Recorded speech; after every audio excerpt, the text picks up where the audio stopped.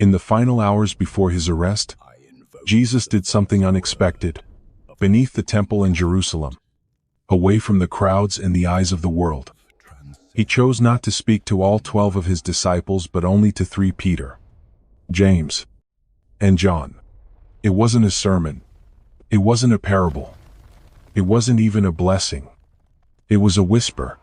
He leaned close, one by one, and spoke 3 words into their ears. Not loud enough for the others to hear.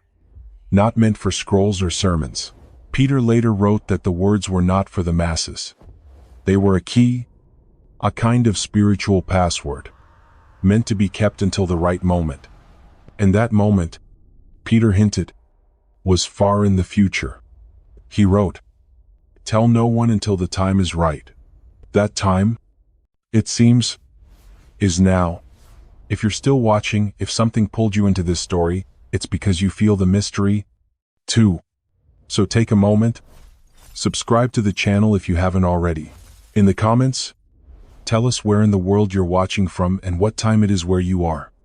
And if this whisper feels true, if the mystery in the title already stirs something in you, share this video with someone you trust.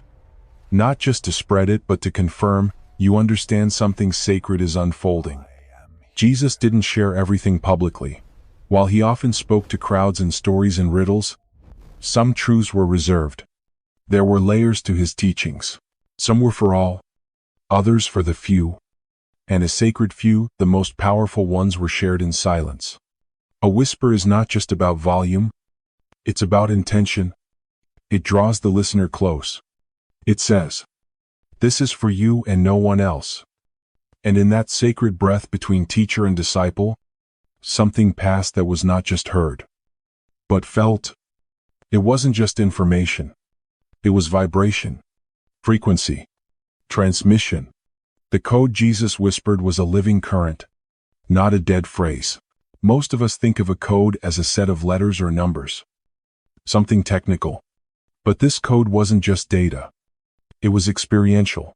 It required a specific state of being to unlock its meaning. Think of it like a door that only opens to a particular rhythm, a tone. If the resonance is wrong, the door stays shut. Jesus knew this. He knew that if he spoke it openly, people would try to use it like magic, like a spell. They'd repeat the words without the understanding. They'd speak it from ego instead of presence. And when it didn't work, they'd dismiss it. That's why he whispered. The danger wasn't that the code would harm anyone. The danger was that it would be misused, reduced to something common, something mechanical, stripped of its power. Because this code is not just meant to be said. It's meant to be entered. Jesus only gave it to those whose energy matched the vibration of the words. Those who were ready to dissolve their past, their expectations, their stories. Those willing to enter something that cannot be described, only lived. 2,000 years later, this same whisper returns.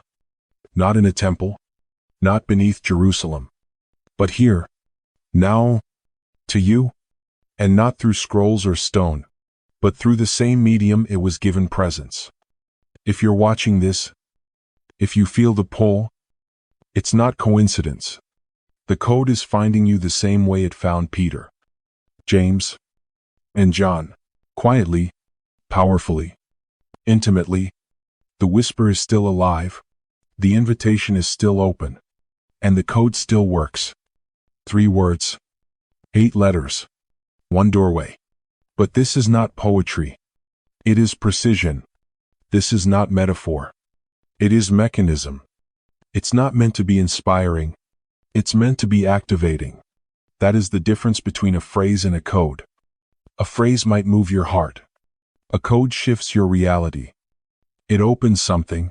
It changes the state of the one who speaks it if they speak it rightly. That's why it was hidden. That's why it was whispered. Not to hide it out of fear, but to protect its purity. Only those ready can receive it. Only those willing to be changed can use it. The whisper is a test. Can you hear something not shouted? Can you receive what isn't explained? Can you be still enough to feel the signal within the silence? Jesus trusted that only the ready would recognize the significance, the rest would walk away confused, uninterested, or even amused. That was the safeguard. And if you're still listening, you've already passed that first gate. Now the code waits. The 3-word code Jesus whispered was not random. It was not poetic. It was not a metaphor to be admired. It was exact. The words were, I am here, 3 simple words. And yet, when spoken with the right consciousness, they were more than language. They were an alignment, a signal, a lock clicking open to reveal the monad, the infinite oneness, the eternal now. But this only happens when the words are entered as a code, not spoken as a statement. That distinction is everything. Most people hear I am here and think they understand. Of course I'm here, they say. Where else would I be? But they miss the frequency. They miss the activation, because they're still scattered. Their mind is in the past or the future. Their awareness is split. And the code only works in wholeness. To grasp the code, we must first understand each word. I am is not about personality. It's not about your name, your job, your story. It is the primal identity, the statement of awareness itself. It is the divine name revealed in ancient scriptures. When you say I am, you're not pointing to the character you play in the world. You're identifying with the formless awareness behind it. I am is the vibration of pure being. Jesus used this phrase deliberately, not just to define who he was, but to reveal what we all are beneath the noise. Infinite, unchanging, consciousness itself. Then comes the word here. And this is where the misunderstanding deepens. Most people hear here and think geography. A location, a place on the map. But here in this code doesn't refer to a physical space. It means this moment, this exact point in time, right now. Not yesterday, not tomorrow, not 5 minutes ago. When you speak here with true understanding, you're collapsing all timelines, all projections, all regress, all expectations. You are anchoring yourself in the only place that is real now. Together, the 3 words I am here form a sacred key, a complete frequency pattern, when spoken with presence, not just mentally but viscerally. The monad recognizes the signal. It opens. Why? Because you have returned. You have come home. Jesus wasn't offering a poetic idea. He was giving a tool to shift reality.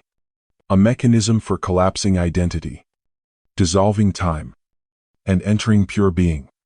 And like any tool, it must be used correctly, out of order, or without presence. It becomes just another empty phrase. But when entered with consciousness, it becomes an event. Jesus taught his chosen ones that most of us live in the opposite state. Not I am here, but I am there. Our awareness drifts constantly into memories, into fears, into plans. We rehearse what happened. We worry about what might. We judge what is. We live divided, and in that scattered state, we are exiled from the portal. The door doesn't reject us, we simply can't find it. Because the door only exists in the now, only in presence, only in the state described by the code. That's why Jesus whispered it. Not to keep it from us, but to preserve its power, its purity, its purpose. There's a reason the code is simple. Complexity would have become another system, another theology, something to argue over, interpret, institutionalize. But simplicity bypasses all of that. The simplicity is the power, 3 words, spoken from presence, understood with the soul. That's why it couldn't be taught in crowds. It had to be whispered, and it still does. Because when I am here is truly spoken, it isn't the mind speaking, it's the whole self. It's the awareness behind thought declaring itself in this moment. And in that moment, the shift begins. Knowing the code is not the same as using it. Jesus didn't just whisper the words to his chosen ones, he taught them how to enter the code. Because it wasn't a mantra. It was a mechanism, a portal disguised as a phrase. To activate it, You must prepare your inner state. You can't say I am here casually, with your thoughts in yesterday or your worries in tomorrow. You must collapse into presence.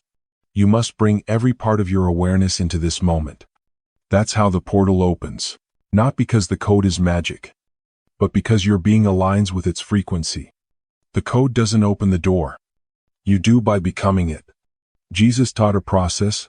First, become aware of your scattering. Most people don't realize how fragmented their consciousness has become. The mind jumps constantly to regrets, to fears, to conversations, to to-do lists. Your body may be in a room, but your awareness is often scattered across time. That's why the first step is observation. Where is your attention right now? Are you remembering something, anticipating something, judging this moment? Simply notice. Without blame, without effort. Just see how much of you is not actually here. The second step is to feel into I am, not as an idea, as an experience. Close your eyes. Let go of every label, every role. Forget your name. Forget your history. Go deeper than thought, deeper than emotion. Feel the awareness that knows you exist. That silent, still presence that has always been there. That's the I am, not a sentence, a state, a vibration. That's your anchor, the unchanging core beneath all your identities. Jesus taught that you are not the storm, you are the stillness beneath it. And from that stillness, you speak.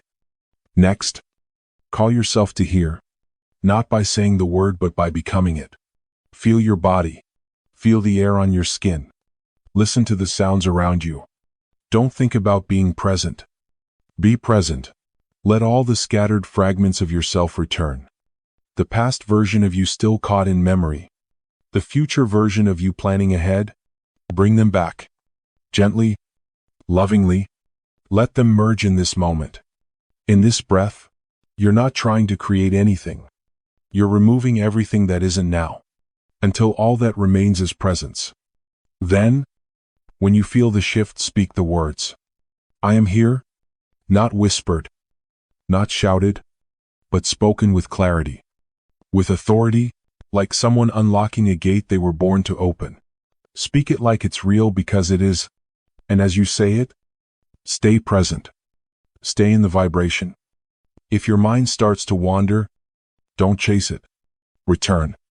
Hold the frequency. That's the code being entered. Not just words, but alignment. When your state matches the truth of the phrase, something ancient responds. Something infinite recognizes you. And the portal opens. What happens next varies. For some, time seems to stop. Not metaphorically, literally.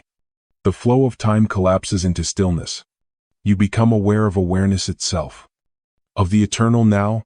For others, the boundaries of the body dissolve. You no longer feel like a person in a space. You feel like the space in which everything happens. Your awareness expands beyond skin, beyond thought. You become the container, the witness, the whole. This is the beginning of monad consciousness, the point where the self disappears, and what remains is everything. Some chosen ones experience this on the first try. Others enter gradually each time they speak the code. They go deeper.